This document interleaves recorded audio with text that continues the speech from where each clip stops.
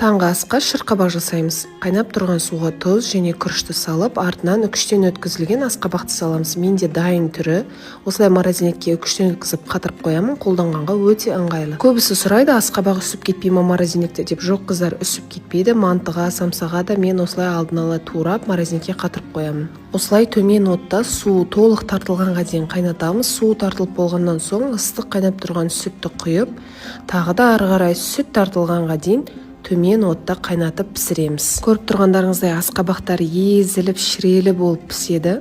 Бетінен сарымай және бал салатын болсаңыздар, таңғы астарыңыз 2 есеге пайдалы болып шыға келеді. Ал күріштің орнына кез келген дәнді дақылдарды қолданып пісірсеңіздер болады. Овсянка, гречка, пшено деген сияқты. Балаларымның да сүйікті таңғы астарының бірі осы. Күз келіп көктем шыққанға дейін асқабақ қосылған таңғы асты жиі жасаймын.